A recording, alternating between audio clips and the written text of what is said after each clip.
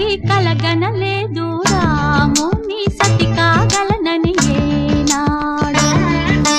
రాముడు అనుకోలేదు జానకి పతి కాగలనని ఆనాడు. ఆనాడు ఎవరు అనుకోనిది ఈనాడు మనకు నిజమైనది.